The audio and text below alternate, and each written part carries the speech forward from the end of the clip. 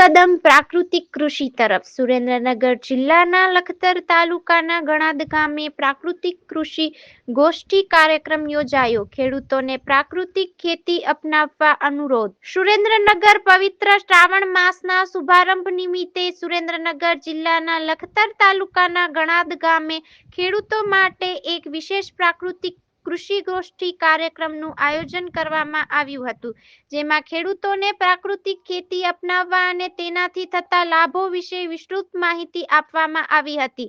આ તકે કાર્યક્રમના અધ્યક્ષ અને પ્રોજેક્ટ ડાયરેક્ટર આત્મા શ્રી ભરત પટેલે શ્રાવણ માસની ભક્તિ સાથે પ્રાકૃતિક કૃષિને સંકળાવતા જણાવવામાં આવ્યું હતું કે પ્રાકૃતિક કૃષિ એ એક કર્તવ્ય ભક્તિ છે. શ્રી પટેલે પોતાની વિશિષ્ટ આધ્યાત્મિક શૈલીમાં પ્રાકૃતિક કૃષિને વણી લઈને ખેડૂતોને પરંપરાગત ખેતી છોડીને પ્રાકૃતિક ખેતી તરફ વળવા માટે પ્રેરણા અને માર્ગદર્શન પૂરું પાડ્યું હતું. કાર્યક્રમ દરમિયાન ગુજરાત પ્રાકૃતિક કૃષિ વિકાસ બોર્ડના ડિસ્ટ્રિક્ટ પ્રોજેક્ટ મેનેજર શ્રી અશ્વિનભાઈએ જિલ્લાના મુખ્ય પાક એવા કપાસમાં ઓછા ખર્ચે પ્રાકૃતિક ખેતી અપનાવવા માટે ધ્યાનમાં રાખવાના વિવિધ પાસાઓ વિશે ઝીણવટભરી વિસ્તૃત માહિતી આપી હતી. તેમણે ખેડૂતોને ખર્ચ ઘટાડીને વધુ ઉત્પાદન મેળવવા માટે પ્રાકૃતિક કૃષિ અપનાવવા પ્રોત્સાહિત કર્યા હતા.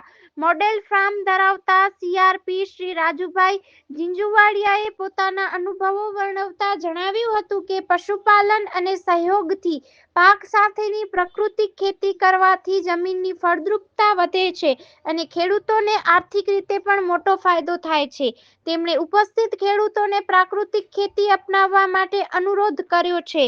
આ કૃષિ ગોષ્ઠી કાર્યક્રમનો મુખ્ય ઉદ્દેશ્ય ખેડૂતોને રાસાયણિક ખાતરો અને જંતુનાશકોના ઉપયોગ વિના પ્રાકૃતિક રીતે ખેતી કરવા પ્રોત્સાહિત કરવાનો હતો, જેથી જમીન, પર્યાવરણ અને મનુષ્ય સ્વાસ્થ્યને ફાયદો થઈ શકે. આ કાર્યક્રમમાં ગુજરાત પ્રાકૃતિક કૃષિ વિકાસ બોર્ડના અધિકારીઓ અને પ્રગતિશીલ ખેડૂતો ઉપસ્થિત રહ્યા હતા. Story report by Minhaj Malik, Surendranagar.